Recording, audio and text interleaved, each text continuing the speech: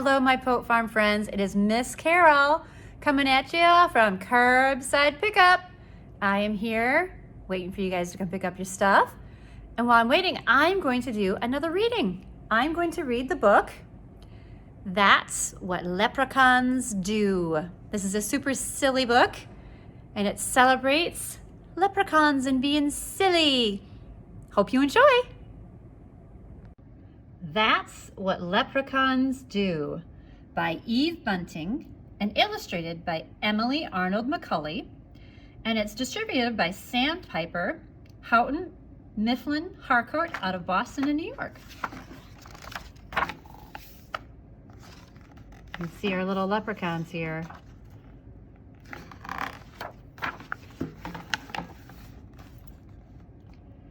Three leprechauns sat under the chestnut tree. Ari looked up at the cloud-filled sky. "It's coming," he said, "and there's work to be done." There's Ari.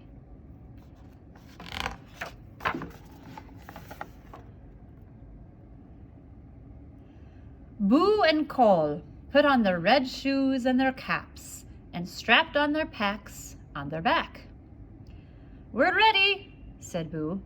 "But why is it always us that has to put a pot of gold at the end of the rainbow?" "Especially since not a single soul ever finds it," Cole added. Ari looked from one of them to the other. "Don't be asking," he said. "It's Leprechaun's duty, so it is. And fellows, remember, it's coming, so there'll be no time for mischief along the way." They walked in a line, one in front of the other one behind.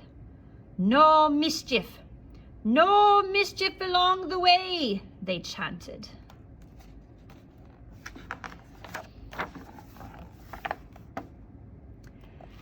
But when they got to Ballybunt Farm, they saw Mrs. Ballybunion's cow, Pansy, standing in the field.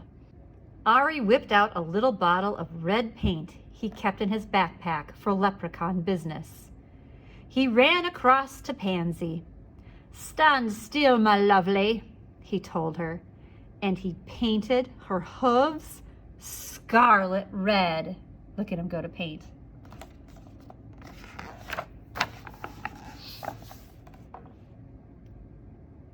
Pansy looked down. "Pretty," she said.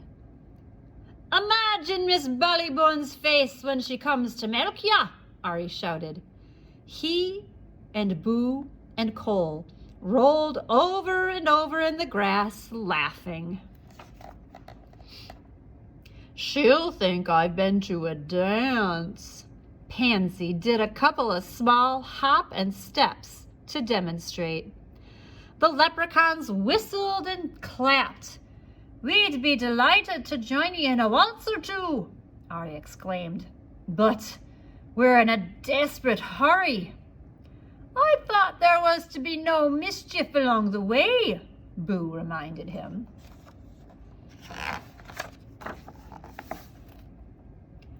"Ugh, sure, but I couldn't help myself.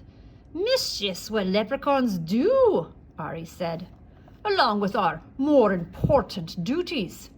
He glanced up at the tatters of clouds in the sky. "And we'd better not delay, for we've delayed long enough already."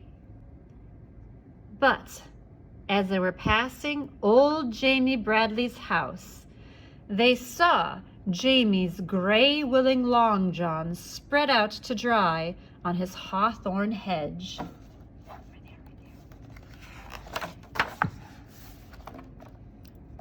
The leprechauns looked at each other and grinned. Quick as a cat pounce, they ran across to the hedge and stood on top of one another and the other on top of him. Ari reached up and tied the two long john legs together in a tight knot. They almost fell off each other as they laughed so hard. "It would be great altogether to stay and watch old Jamie try putting his legs in those," Boo said. "But it will be a month of Sundays before they're dry, and we've no time to waste."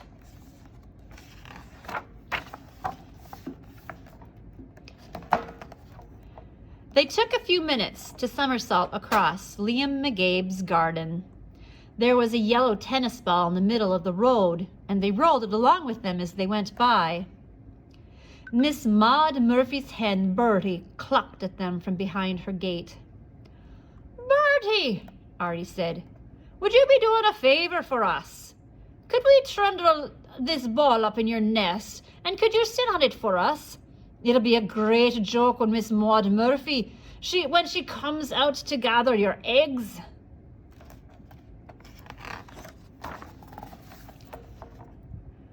Bertie put her head to one side. "It's not going to be easy sitting on that.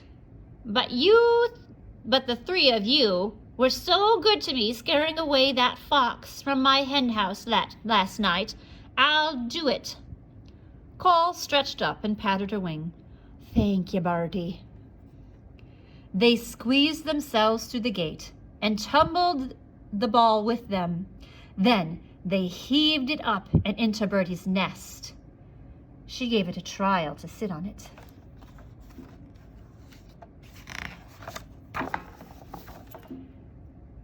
"Oh, I'll be sore underneath myself for a week," she grumbled.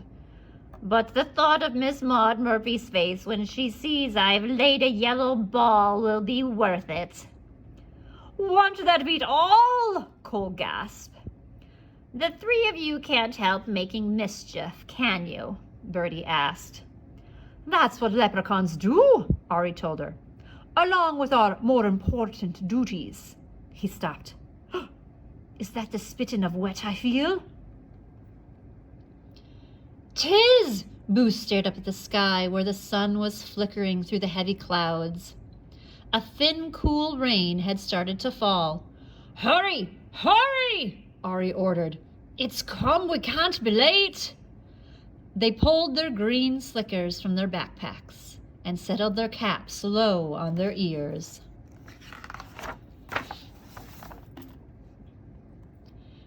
Anybody seeing them race along the road would have taken them for 3 green leaves, but they were leprechauns, and they had work to do. "Get them out, boys! Get them ready!" Ari said. They took their little spades from their backpacks, and then they stopped for a minute to look up at the rainbow, blue and green and yellow and pink. That was arched across half the sky. "There it is," Ari said with satisfaction. "Come on."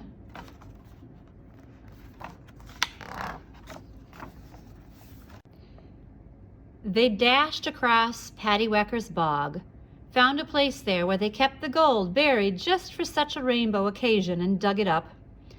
Ari stood in the middle of the bog. "Here," he said.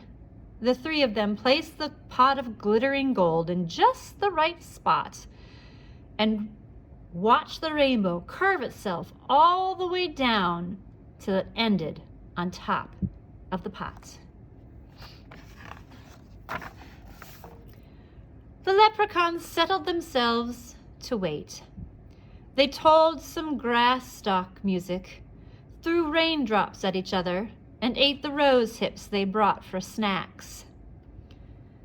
They waited long, but nobody came. Once again, nobody came.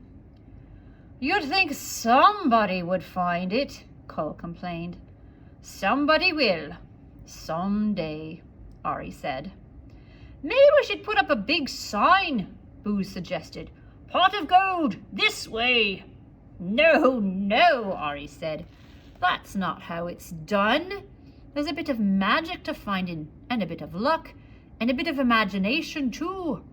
That gold's waiting just for the right person."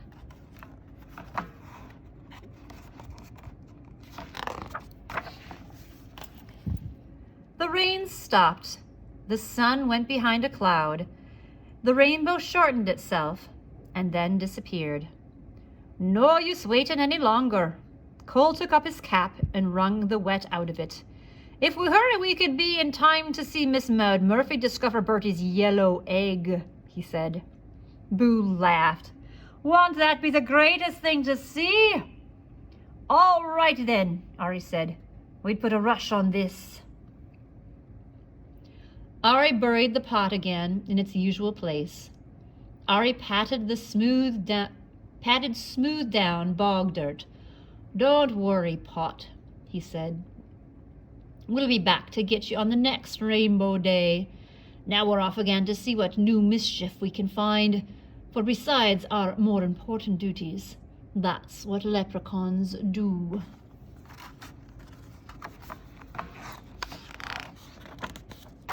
Oh, look, there's Miss Maud Murphy. Our little leprechauns climbing up the wall. Look at her. The end. Hi, my Pokemon friends. I hope you enjoyed this reading of the book. That's what leprechauns do, with more mischievous things. Very silly book. If you have any requests for a read aloud for Curbside, send them to your teacher. She'll let me know and I'll get to them. I hope you guys have a fabulous day. Happy Wednesday.